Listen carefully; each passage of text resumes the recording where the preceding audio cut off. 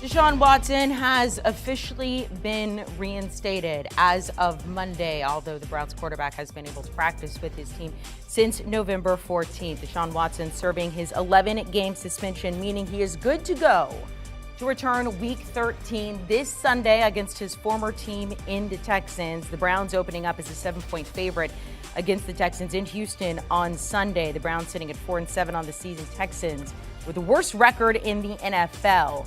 But that is all beside the point, because the question is, what are we going to see from Deshaun Watson, who has not played in the NFL in just about 700 days? Here's more from Browns head coach Kevin Stefanski on the return of his quarterback. Next step is obviously being out there, taking all the first team reps. He's been doing a nice job getting the defense ready with the scout team reps that he's gotten. So I think he's done a nice job with his time away.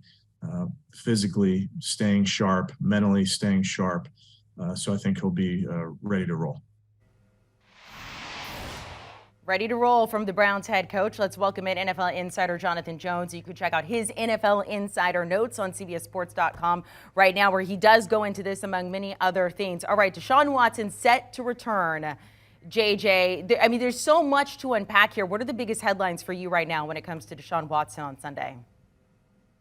Well, obviously, it is a big headline right now, Amanda, that he is reinstated. However, those with the Cleveland Browns would tell you that, hey, it's no different today than it was last week with Deshaun, because he's been able to do everything minus actually be in the game since November 14th. And so now what's going to be different? Well, on Wednesday, he's going to take all the first team reps. He is going to be the guy. Past couple of weeks, he's been getting a couple of first team reps while, as we heard from Kevin Stefanski, they're running a lot of the scout team. And so moving forward, when in talking with folks with the Browns a couple of weeks ago, it appeared that he picked up where he left off that final week of training camp before his suspension began on August the 30th. And I know he didn't look that great in his preseason action in those exhibitions. However, I'd been told that he progressively got better and was playing pretty well up until his suspension began again at the end of August. And so it's all going to be about ramping up for the Houston Texans, a team that obviously he knows well from his years there, but of course a team that with 1.5 wins is hurtling toward the number 1 overall pick, and they will get it easily. So Deshaun Watson has to continue getting that rhythm, that rapport with his pass catchers. You have a Browns team that went 4-7 without him.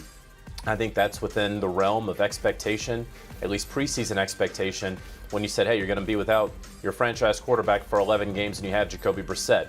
And so obviously they won a couple more wins. Certainly that Jets loss from earlier in the season lingers and looms. But you look at the schedule right there, some winnable games, some difficult ones. They're probably going to have to win out, or at least only drop one if they have playoff aspirations, but certainly I'd be circling this as a W for the Cleveland Browns going up against by far the worst team in football. Favored by 7 there in Houston. Of course, you wonder the reaction of the crowd when they do see Deshaun Watson back on the field. All right, let's talk about the Packers here. Losing last night to the Eagles, we saw Jordan Love come into the game with Aaron Rodgers going out with an injury there. You got the Packers sitting at 4-8. We've had Aaron Rodgers dealing with a lot of injuries.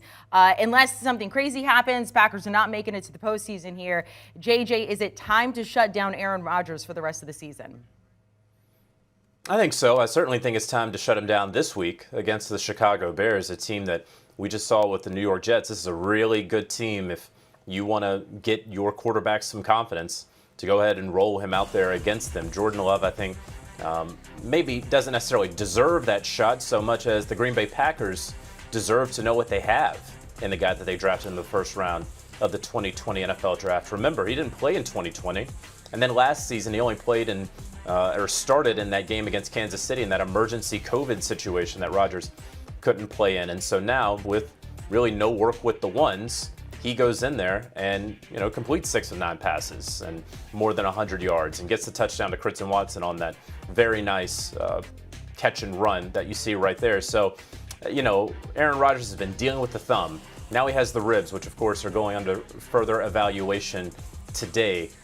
It just doesn't seem worth it for a Packers team that isn't going to go anywhere this season. They're already at least 3 games out of a wild card they're going to drop one more, and that's really going to be it, if they could even have the ability to drop one more. I mean, with 8 losses, I don't really think that they're going to be able to get into the playoffs, even if everything breaks the way that they would need it to. So while they're mathematically still in it, and Aaron Rodgers says, hey, as long as there's a chance, I want to be able to play, this seems like a really nice break point for the Green Bay Packers for this season. Give Jordan Love all the first-team reps here. Then you can go into that late bye in Week 14 and reset. Maybe Aaron Rodgers is feeling great at that point and ready to finish out the season. Or you just say, you know what, this is the guy that we said, we don't need the skill position in 2020. We don't need that wide receiver to get us over the NFC title game hump. Instead, we're going to go with the quarterback of the future. Well, at some point, you have to break the glass, and you have to figure out if this is actually the quarterback of the future. That's why this seems like such a good moment for Jordan Love and the Packers. JJ, you said Aaron Rodgers potentially could, if he does feel better, finish out the season. Is he finishing out his career? What do we see with Aaron Rodgers next season? Oh, I mean, trying to guess what that guy is, best of luck to you. If anything over the past couple of years have told us, I'm certainly not going to attempt to guess what he's thinking about his future right now. All right, let's talk about the Jets here. They come off their win to the Bears. We did not see Zach Wilson. We saw Mike White, who made it look fairly easy there. Do we see Zach Wilson to return to the Jets in a starting position of any form over the rest of the season? It's going to be tough, especially if Mike White's going to play the way that he did yesterday against the Chicago Bears. If Mike White continues that sort of play, the answer is unequivocally no. Zach Wilson will not be a starting quarterback for the New York Jets this season. If Mike White continues that play, the New York Jets are going to be in the playoffs, and you're going to have Mike White as a playoff starter for the Jets. I mean, when Robert Saleh spoke after he officially benched Zach Wilson last week, he said the full intent is to get Zach back out on the field this season. Well, Amanda, there's a difference between an intent and a plan.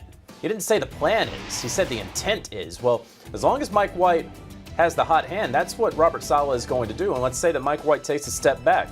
Well, now what you've been doing with Zach Wilson, benching him, working on his footwork, his mechanics, going back to the basics and the fundamentals. Maybe he's not ready to go back out there just yet, and you have to turn to Joe Flacco. Maybe Flacco gets the hot hand.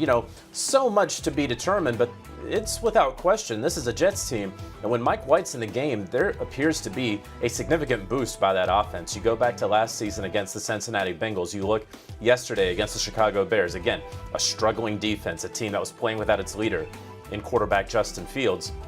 But you look at the remaining schedule, all right, they're going to have some tough ones ahead. But if Mike White can keep that level of play or somewhere near it, win or lose, I think if he brings that level of play, and then you see that sort of locker room after the game, Elijah Moore couldn't have been happier. Probably the happiest he's been in years in that locker room, it felt like. And so I believe that there's a very, very real chance that we don't see Zach Wilson again. Is it possible that he gets back out there on the field? Absolutely. But it would have to take Mike White really stumbling and faltering here these next couple of weeks before we see Zach Wilson back out there for Gang Green.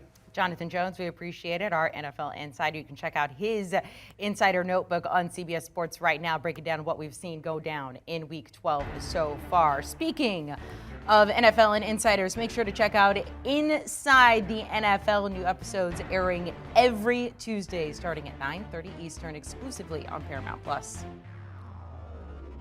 Do you want a sports network that delivers everything that matters about the game? The highlights, the picks, the instant analysis, no yelling, no fake debates, no politics. Hit the subscribe button and never miss a moment.